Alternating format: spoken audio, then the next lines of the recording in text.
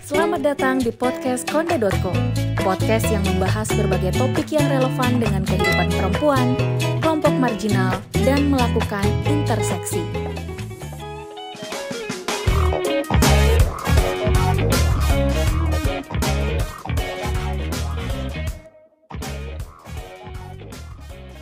Kali ini kita akan mendengarkan kisah para pekerja magang. Salah satunya adalah Safira Salsabila yang magang di sebuah hotel bintang 5 di Jakarta. Safira harus mengikuti magang selama 6 bulan sebagai salah satu syarat kelulusan dari sebuah sekolah food and beverage di Jakarta. Berstatus sebagai pekerja magang, tugas dan tanggung jawab Safira tidak berbeda jauh dengan mereka yang sudah berstatus sebagai pekerja tetap di hotel itu. Jika target yang diserahkan ke pundak Safira belum terpenuhi, maka ia harus extend jam kerjanya. Sehingga tidak jarang Safira harus menjalani jam kerja 12 hingga 13 jam sehari. Untuk kerja kerasnya ini, Safira memang sehari-hari mendapatkan uang transport dan uang magang. Namun ia dan kawan-kawannya tidak mendapatkan uang lembur untuk jam kerja yang lebih dari 8 jam kerja. Padahal menurut perjanjian, jam kerja Safira hanya 9 jam sehari. Tak hanya itu, Safira juga mengakui kesulitan menentukan waktu libur. Tak jarang ia harus masuk kerja meski di kalender bertanggal merah. Safira menyatakan ini dalam talk show bertajuk Mengurai Problem Pekerja Magang yang dihelat Konde.co bersama Konsorsium Konvensi ILO 190 tentang pelecehan dan kekerasan di dunia kerja pada 25 Januari 2022. Pengalaman tidak mengenakan juga dikisahkan oleh Kenichi Satria.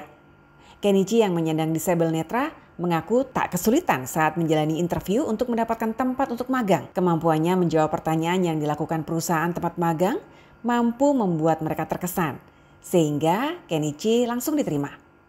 Ia pun menjalani tugas sebagai digital marketing dengan lancar. Semua pekerjaan yang diberikan kepadanya diselesaikan dengan baik tanpa keluhan. Masalah kemudian muncul ketika si pemberi kerja mengetahui jika Kenichi adalah seorang disabel netra. Mereka mulai meragukan rekomendasi saya untuk pemasangan iklan hingga akhirnya rekomendasi saya tidak dijalankan. Ketika akhirnya proyek itu gagal, rekomendasi saya yang disalahkan, kata Kenichi dalam diskusi itu. Pengalaman yang tidak mengenakan lain yang dialami Kenichi adalah perusahaan tempat dia kerja tidak menyediakan fasilitas bagi para penyandang disabel, baik pekerja tetap maupun pekerja magang seperti dirinya. Kenichi yang merupakan aktivis di Persatuan Tunanetra Indonesia atau Pertuni Jakarta ini juga menyoroti masih rendahnya kepercayaan perusahaan terhadap para disabel. Kondisi ini tak hanya terjadi di perusahaan swasta, tetapi juga di institusi pemerintahan. Masih banyak institusi pemberi kerja yang belum berani mempercayakan posisi-posisi penting di lembaganya kepada para kelompok disabel. Saat ini ujarnya, posisi untuk pekerja disabel terbatas untuk pekerjaan yang bersifat administratif maupun pelayanan ke konsumen atau customer service. Kenichi berharap pemerintah tak lagi memberi bantuan tetapi memfasilitasi para pekerja disabel bisa mandiri. Untuk itu ia menegaskan pentingnya Kementerian Tenaga Kerja atau Kemenaker lebih ketat mengawasi pelaksanaan Undang-Undang Nomor 8 Tahun 2017 dan memasukkan sejumlah pasal di dalamnya ke dalam Permenaker yang mengatur para pekerja magang. Pekerja magang di Indonesia mengalami persoalan mendasar, yaitu tidak diakui sebagai pekerja, tidak diberikan upah, mengerjakan pekerjaan-pekerjaan yang tidak sesuai dengan job yang ia lamar. Lalu ada pekerja magang yang diminta membuatkan kopi, diminta membelikan makan siang teman sekantor, disuruh menguras kolam renang, sampai disuruh fotokopi. Pekerjaan yang seharusnya bukan pekerjaan yang dilakukan oleh para pekerja magang. Di sisi lain, para pekerja magang diposisikan sebagai orang yang butuh kerja atau butuh praktek kerja. Ini yang membuat posisi mereka semakin rentan karena sebagai pihak yang membutuhkan pekerjaan sebagai pekerja. Kondisi ini membuat ketergantungan mereka pada kantor tempat ia magang menjadi tinggi. Posisi rentan ini membuat para pekerja magang kemudian tak punya daya tawar untuk mempertanyakan persoalan mendasar mereka. Masalah magang atau pemagangan ternyata sudah diatur dalam Undang-Undang 13 tahun 2003 tentang ketenagakerjaan, khususnya pasal 21 sampai pasal 30.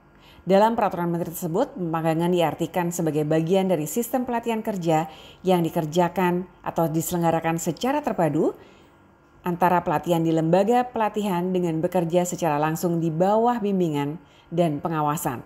Walaupun sudah ada aturan dari pemagangan ini yaitu dalam Permenaker sebagai turunan dari Undang-Undang Ketenagakerjaan, yaitu Peraturan Menteri Ketenagakerjaan Nomor 6 Tahun 2020 tentang penyelenggaraan pemagangan di dalam negeri, namun ternyata beberapa isi dalam Permenaker tersebut masih diskriminatif. Misalnya, menyebutkan syarat pemagangan antara lain sehat jasmani dan rohani. Artinya pasal ini akan mendiskriminasi pekerja penyandang disabel yang mungkin tidak bisa memenuhi persyaratan ini.